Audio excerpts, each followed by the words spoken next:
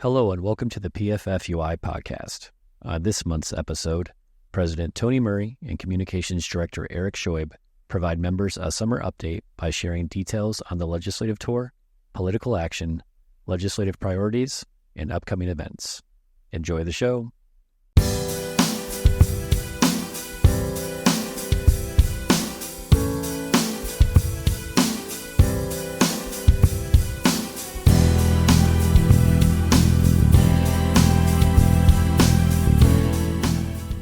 Hello and welcome to the PFFUI podcast. My name is Erik Scheub, and I'm joined today, as always, by President Tony Murray. Hey, Tony, how are things going today? Things are going really well. Erik, how are you? I'm doing well, thanks. Oh, okay. It's good to be back on the podcast. Yeah, so everybody seems to be on a summer break right now, except for us. So today we're going to do something a little different, and it's just going to be you and I talking and having a conversation. Well, this is going to be really fun. I've been looking forward to this. Oh, same. This is the highlight of my day, so thank you, Tony.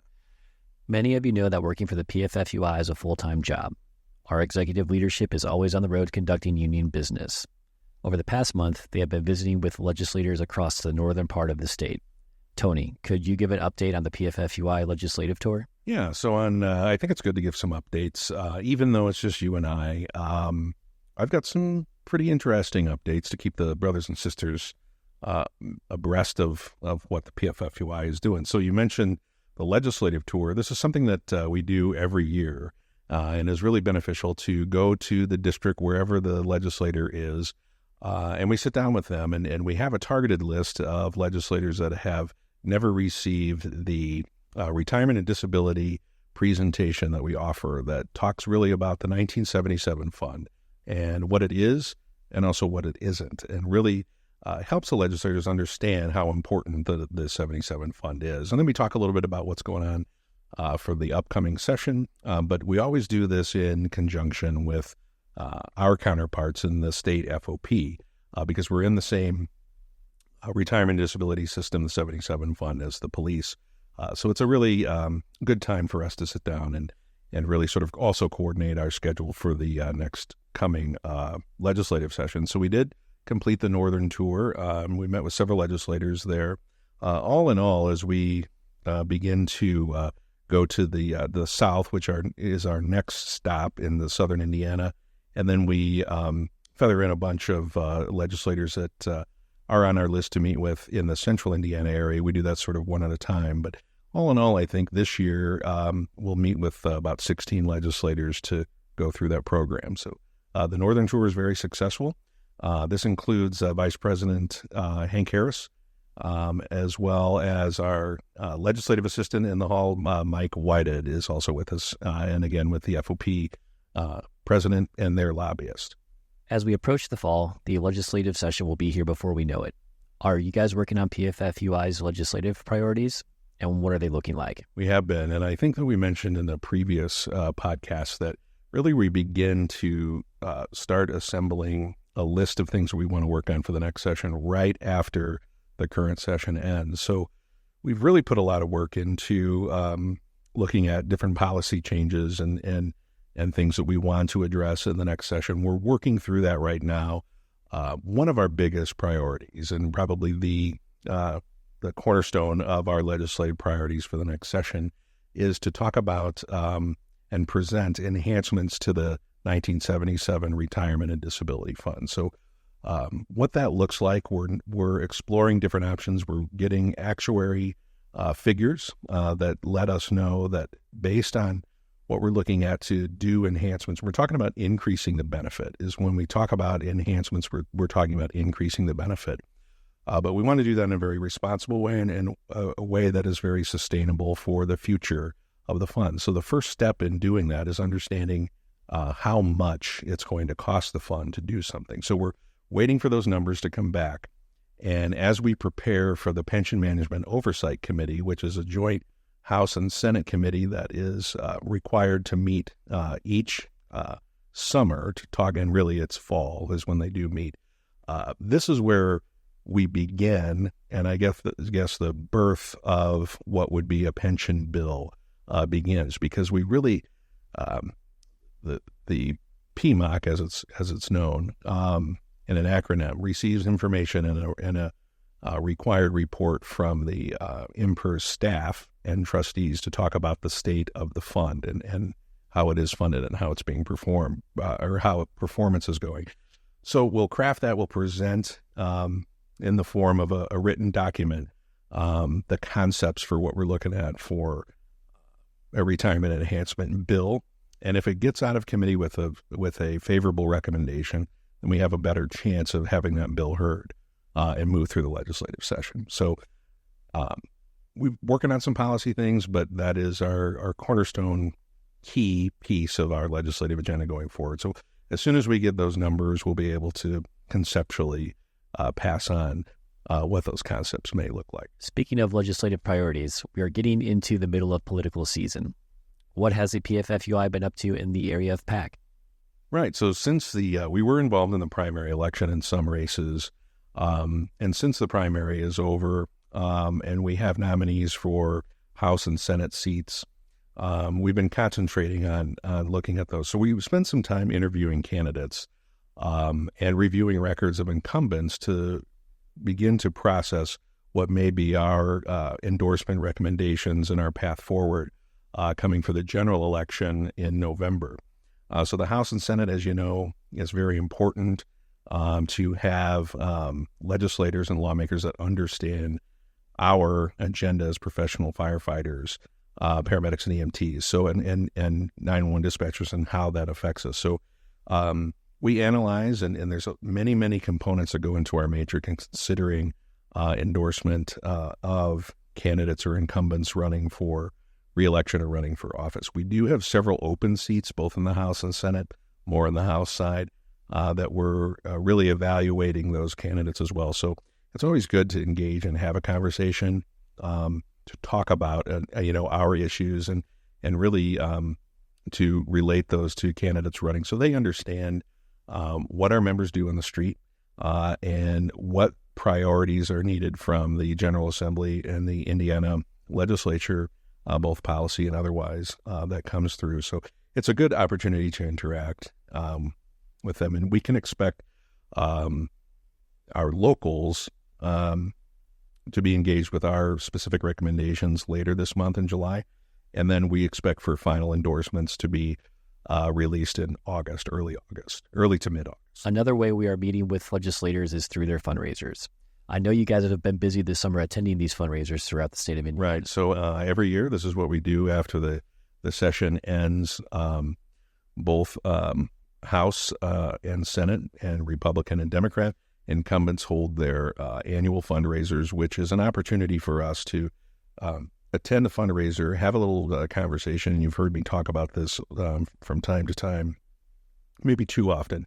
That is a perfect opportunity for us to have some conversations with legislators, just sort of one-on-one for a brief period of time to talk about what we're thinking about our priorities for the next coming session, but also talk about, are they interested or do they serve on a particular committee that could help us either author a bill or help advocate for our issues going forward. So we are attending many of these, several per week, and it's either myself, Vice President Harris, or Mike Whitehead that are attending. We always tend to have a presence. And, in fact, today we just ran up to a senator's golf outing.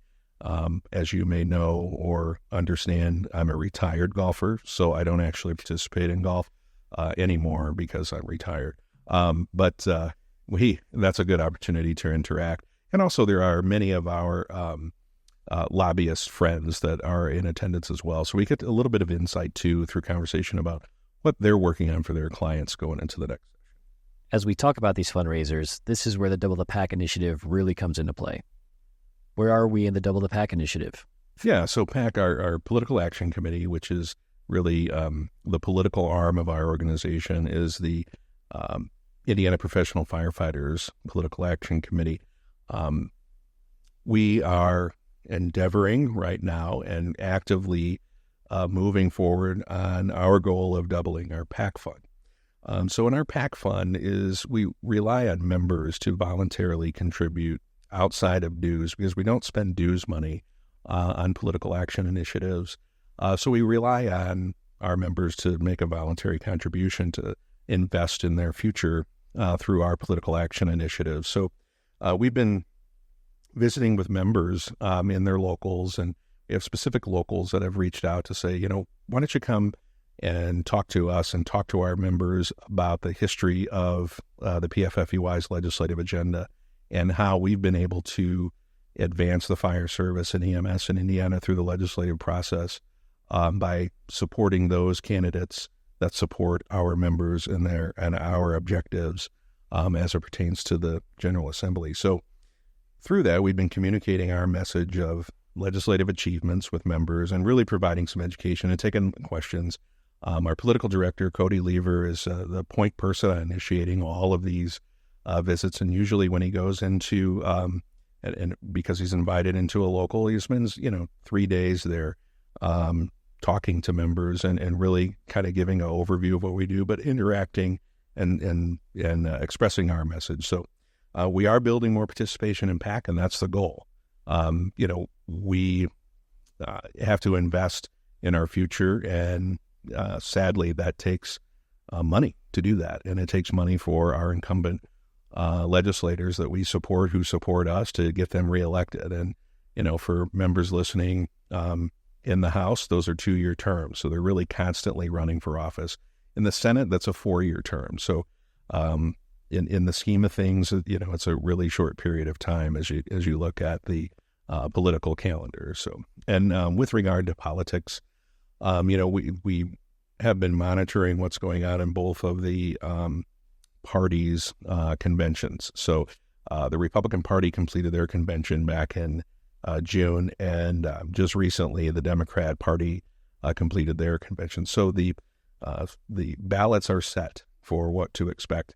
And in that, we have been actively communicating with both candidates for governor and continue to have conversations about really expressing the needs of our members, explaining what our members and the important work that our members do in each of their communities. So it's a good opportunity to continue that conversation as well. I know that you and our executive board have been visiting with locals throughout the summer. They're hosting a lot of events throughout the state of Indiana. What are you and our DVPs out there doing this summer? Yeah, so DVPs, we have 6 districts, the district vice presidents. We've got 6 districts in Indiana. And we're approaching, I think we're about 93 locals right now. We're still doing some organizing, so we're growing still. And also we're growing membership, and existing locals are getting bigger in many places throughout the state. But, I'm pretty, I've always been one to be very engaged. At heart, my experience for 18 years was being a local president. So I've got that in my blood, is engaging with locals and seeing what's going on in locals and seeing where we can help local affiliates. So one of the ways that we can do that is I get a lot of invitations, and I like to get on the road and go in and see our members. I've attended some candidate graduations that are great. I just attended one last week in Gary, and one of the things that always reminds me is like that brings me back. That brings me back to being a new firefighter, and I'm really proud for these members when they take the oath and decide that they're going to be a firefighter, and what that means, what they accomplish in their training. It's so important. So I really appreciate being at those when I can. Also attending local union meetings just to talk about, again, what we're doing at the state level and what we've done. And then, our members are doing great work in locals all across the state. So there are a lot of different events that they hold, and really being involved in the community is the key to success on the local level for all of our members. So, being out and about and attending some of the other events that they do, whether that, be an outing or a community event that they're at, it's always good. So we spend some time there, and DVPs are on a regular basis checking in with their locals and seeing what sort of resources or what assistance that the PFFUI can bring to their locals. Not only are events happening at the local level, here at the PFFUI campus, things are always moving forward. Right. So we have been fielding some calls as locals anticipate their participation in the merit system bill. So one of the things that we're working to generate as locals are getting prepared for that come January 1st is to provide and issue a little guidance for how this law affects them. We did a really deep dive last fall through our education series, and have a lot of resources that gives examples of merit ordinances, merit rules. But now we're moving in the direction where we want to provide a little bit of a step-by-step of what a local needs to do to get their merit system going as the new law goes into effect. And also creating a little bit of a worksheet that helps locals that may not qualify for the merit system because of number of members full-time or the population in the jurisdiction they serve. So there still is the traditional opt-in merit system program. So we're going through that to create a one-pager that kind of helps give an algorithm of steps that locals can take when they're going into the opt-in system as well. In addition, we've been working, and we mentioned at the convention that the PFFUI has initiated a peer support network, which is going to help consolidate some resources and help locals create a peer support team, or when there's an incident, a critical incident, that we can provide some additional assistance that they may need in that period acutely, and then maybe ongoing. A lot of things are coming into play right now, and we've created a good network of coordinators. So we're working to create some resources there that we will be launching out to locals here yet later this summer. And part of that is also to coordinate additional training. So locals out there, we've had several locals, I think 3 in less than 2 years. I think we're getting ready to have a 4th local that have reached out to the IFF and have actually brought in a peer support training class. So we want to continue to help support those. And we're looking right now to create an online peer support trainer class that we'll have more information later on this late summer, early fall, that might be available to those that have the time to participate in that or want to scale up their ability to establish more peer supporters within their their department. In addition, I guess I'll tell you, you've been working. Yes, I have been working. Thank you. Hey, yes. I'm going to remind you, there's still more work to do, Eric. But you've been working on updating our website. And one of the things that we want to make sure that we have is for local presidents and local officers, and even members who are interested, to have a really list of a good list of laws and how to access that full law for their reference and things that we typically use. And so we know what kind of calls we get from a DVP standpoint, that things that are needed and what topics and what laws. So we're going to kind of bring that up so it's available a little easier for our members to access when they have questions.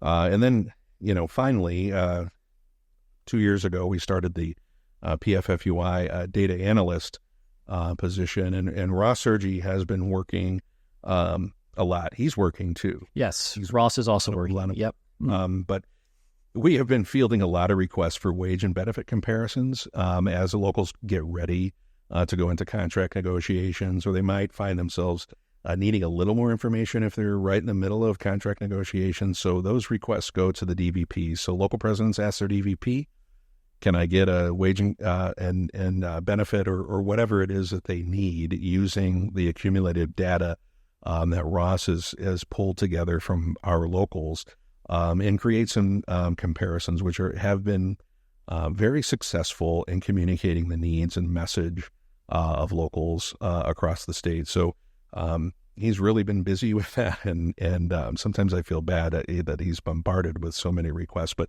he's keeping up. And the major, I think, acknowledgement here is that it's creating better goals being met, I think, for our locals, creating better lives for members and family. And that's what we're doing this work for, right, at the end of the day. So our data program is helping a lot of locals, and I think that we're seeing a lot of great positive effects from helping our local affiliates tell their story and demonstrate their needs through data. Nice job, Ross. Keep up the good work. Keep it up. Nice job. We've talked about what we have been doing. Now we'll talk about what is upcoming. All right, upcoming. So 2 key events. whether members know it or not, every other year, the IFF holds the biennial convention, where the direction of the IFF is really vetted out among the close to 4,000 locals now send delegates to talk about and vet ideas, resolutions, have discussion on the floor, and either reject or pass initiatives that have been put forward by locals all across the United States and Canada and from our IAFF Executive Board. This is also an election year, and this is where the 4-year terms for all 16 of the district vice presidents, the 3 regional trustees, and our 2 principal officers, the general president, the general secretary, treasurer, where that election happens. So we are preparing for that. We are looking for the release of all resolutions in advance of the convention, which all locals will receive. And whether you're sending delegates in person or sending proxy votes, those really need to be looked at and analyzed. And I encourage every executive board and every local to make those resolutions available to their membership to look at.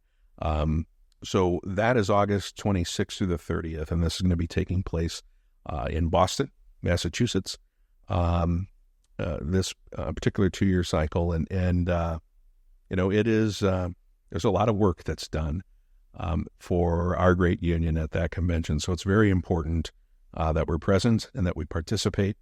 I know that myself, I've been assigned to a committee that meets in advance of the convention, where resolutions are assigned to that committee, and my committee is policy.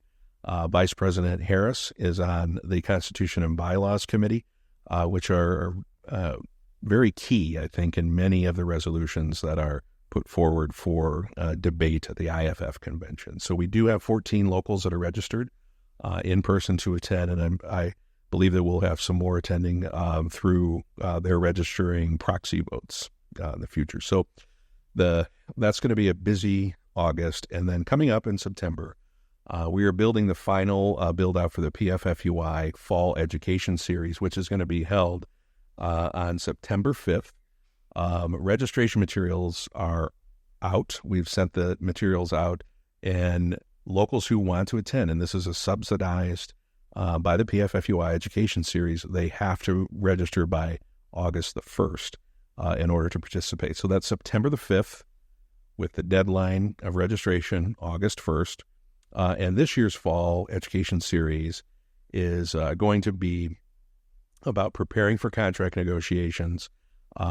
We'll have Keith Carlson, our general counsel, will be there as well to talk about the legal aspects of preparing for contract negotiations and actually initiating those negotiations and how that works, whether you're utilizing in your local the meet and confer law, or you have a local ordinance for collective bargaining, or if you don't have any of those and you're just having a conversation with management or fire command about what priorities of the union are in the municipal budget or the fire department budget. Michael Griffin will be our special guest.